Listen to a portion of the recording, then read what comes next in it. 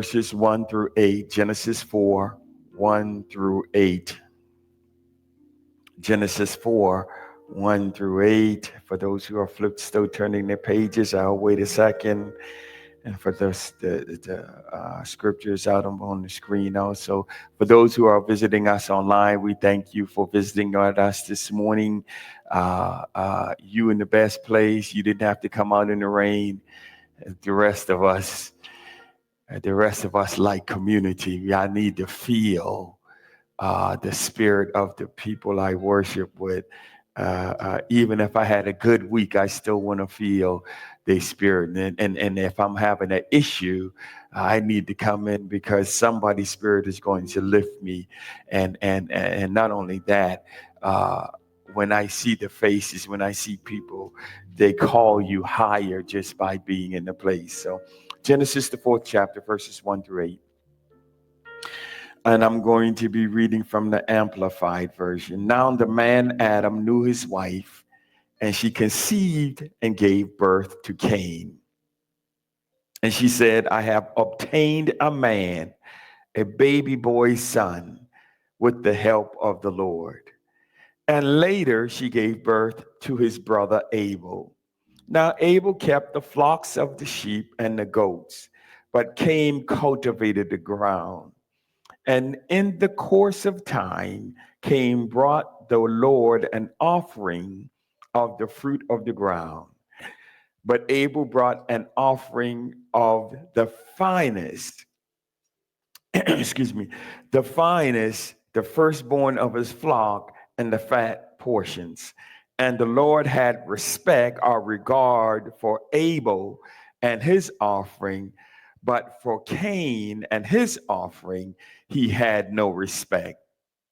So Cain became extremely angry, indignant, and he looked annoyed and hostile. And the Lord said unto Cain, why are you so angry? And why do you look annoyed? If you do well, believing in me and doing what is acceptable and pleasing to me, will you not be accepted? And if you do not do well, but ignore my instruction, sin crouches at the door.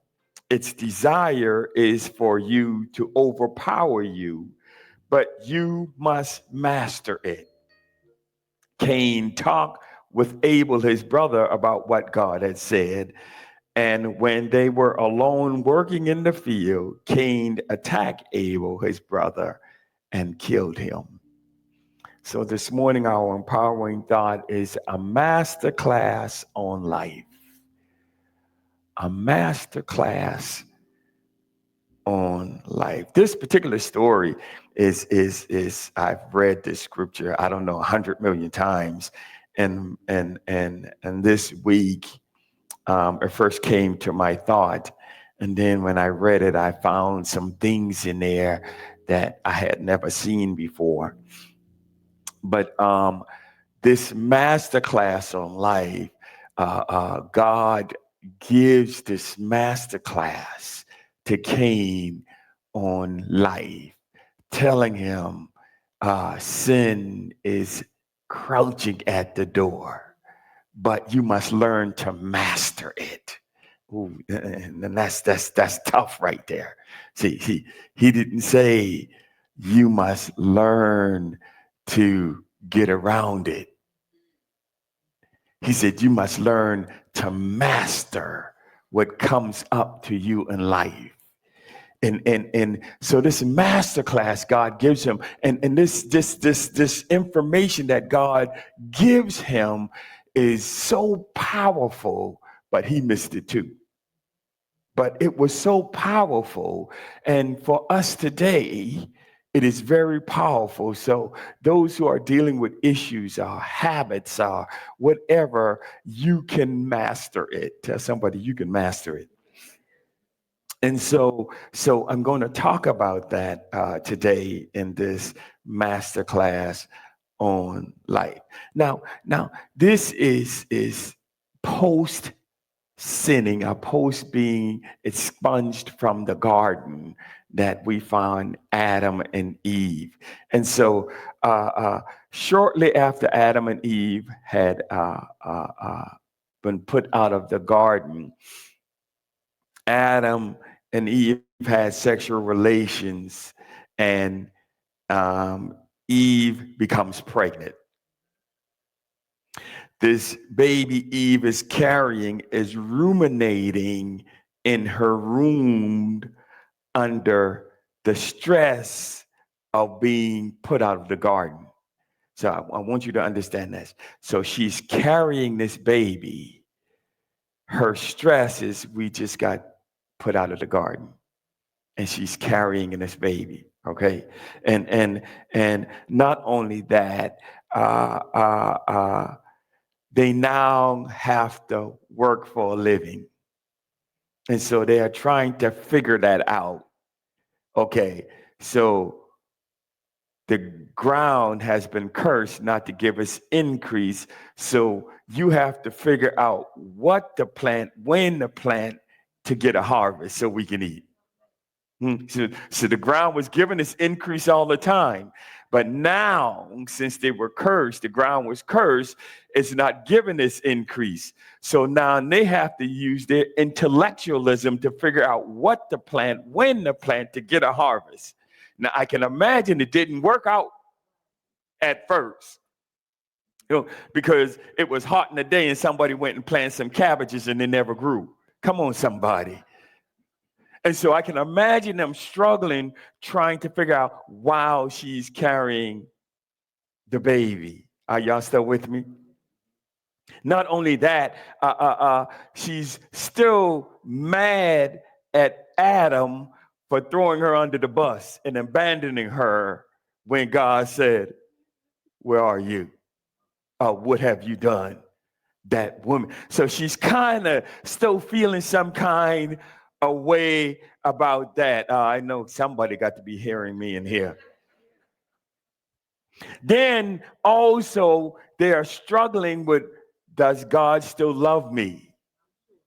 Not only that, have they even thought to forgive themselves?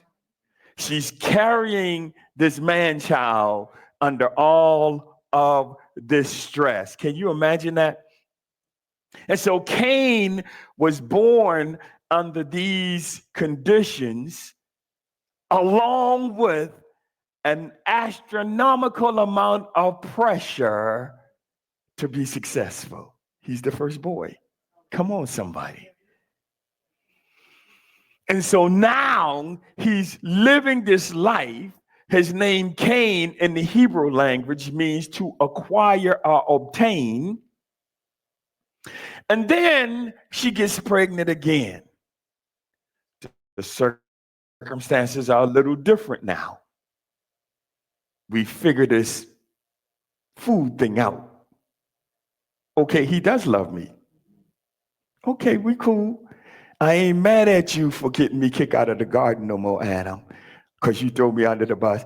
I forgive you. In word, at least. Come on, somebody. I'm just messing with the ladies because y'all always say, I forgive you. 2 days later, I thought we was over that. Okay, that's a whole different message. And so Abel, circumstances are different. He is also a boy, and she names him Abel, which means vapor or breath or something fleeting or temporary. His name will match his life. Isn't that amazing? It is said after the fall of man, as we call it, when we sinned, as they say, we were separated from God.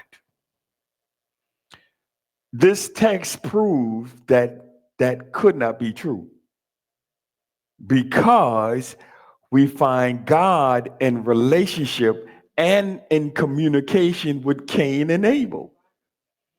So if sin separate us, how do they get to have the connection? that the rest of us don't have. Weren't we all born and shaped in iniquity, conceived in our mother's womb that way? So were they. But somehow or another, they had direct connection to God. So when was it broken? That's just some food for thought. Now, Cain was a farmer and Abel was a hunter. So in our story, we also see the first time an offering is being presented as they were taught by their mother and daddy. So although Abraham calls it a tithe, we see that in the beginning they were always giving offerings to God. Okay, so that the tithing isn't a new thing. It has always been an act of worship. Are y'all still with me? And so our text says over the course of time, during a particular season, they came to give God an offering from the harvest. Cain brings some wheat and barley, bread, I don't know, gluten-free, I don't know. Whatever it was, he brought it. His brother Abel brings the first fruit of his flocks, which means that the first fruit, when he learned how to multiply animals, he took the first fruit, the best one. For most of us, the best one means this is really good for multiplication. So I'm going to put him off to the side. I put her off to the side because we're going to get good stock out of that. But he took the best and he sacrificed it to bring to God. Here's your first masterclass lesson. Trust God with your best, and he will take care of the rest. Trust God with your best, and he will take care of the rest. So now he offered God's the best. So God says, woo, that's some sweet smelling stuff there. He had regard to Abel's offering, but he rejected Cain's offering. Here it is. Why did God reject Cain's offering? Would be the question most people want to know. Because he did not bring his best. Like some of us sometime. Church is at 10, we roll out of the bed at 9:30, brush our teeth, throw on something, say, whoo, I got to get there. There's no preparation. You have to prepare to give your best. You have to prepare. You just don't roll out of the bed and roll out and say, hey, this is the best I can. You have to prepare. You have to put thought into what you're going to do when you're going to offer your best. You have to really think about it. And so because of this, Cain becomes extremely angry. Tell somebody he was a hothead. Not only was he a hothead, he was hostile. Come on, who was he hostile to? Some of y'all hostile to God too. Don't play. He was hostile, indignant about what happened. Now here is a man who did not do his best, and he's going to get mad because somebody else did their best. And so God then gives him this masterclass of living victoriously. And God said to Cain, Why are you so angry? Now, these questions are rhetorical. Okay. Why are you so angry? And why do you look annoyed? Now, that's crazy. You go, well, I'm sure some of us has looked at God annoyed. Come on.